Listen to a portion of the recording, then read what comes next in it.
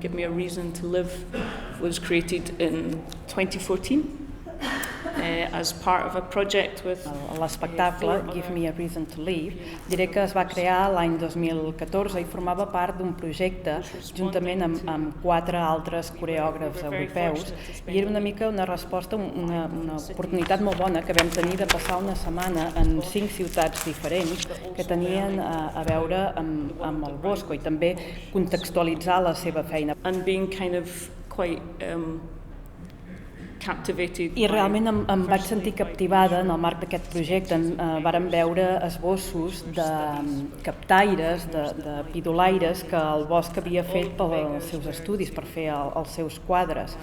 I tots aquests captaires resultava que eren discapacitats. Em sembla ser que era l'única oportunitat de feina que tenien fa 500 anys.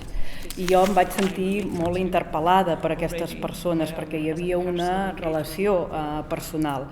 I el professor universitari que ens estava fent les xerrades sobre aquest tema ens va dir que segurament aquestes figures d'aquests captaires s'associaven amb el pecat i que també podia ser que representessin la cobdícia. I és una idea que a mi em va desorientar molt. It confused me at first.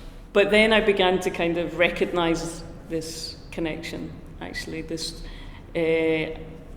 so much of Bosch's work was... Però després vaig començar a veure aquesta connexió que hi havia i vaig pensar que el treball del Bosch tracta sobretot sobre el judici de les persones, del bé i del mal, del que mereixem i el que no mereixem.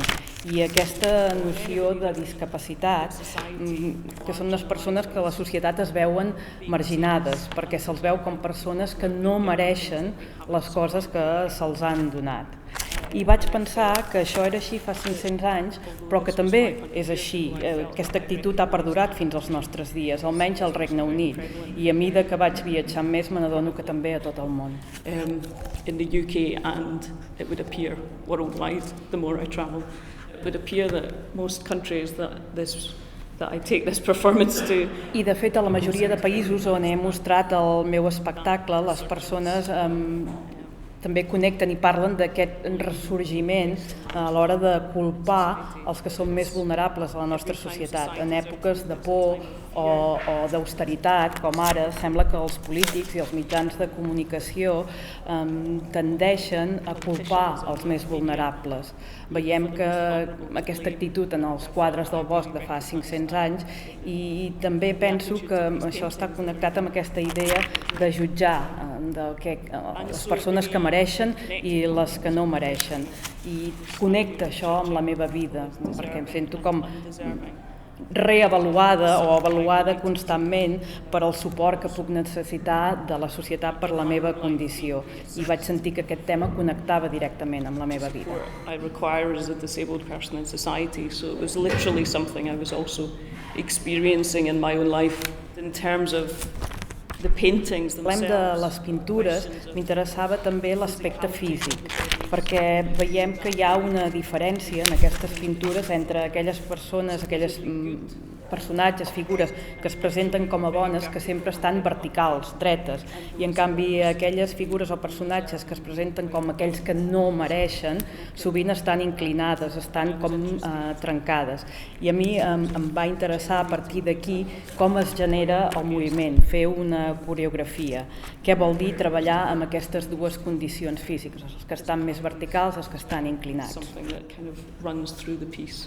And I would say lastly, the other important thread in the work. Finalment, un altre dels fils conductors importants d'aquesta obra, un era el que he dit, aquells que mereixen, els que no mereixen, aquesta idea de jutjar. L'altre fil conductor seria l'empatia. Em va interessar moltíssim. Hi ha una obra del Bosch que és la crucifixió, la coronació d'espines, que es pot veure a la National Gallery de Londres. I es diu que a l'època medieval, amb les pintures, l'Església va donar una consigna als artistes i era que volien que el públic empatitzés més amb les obres. Per tant, les pintures van deixar de van ser deixar de glorificar la crucifixió per presentar-la com un fet més traumàtic, més gràfic. I a mi em va interessar això, em va interessar treballar al voltant d'aquest tema, veure com es pot fer una obra que provoqui empatia i també veure com les línies que separen l'empatia, el sentir pena o l'apatia a vegades són molt poc clares. Where the lines between sympathy and empathy and apathy blur.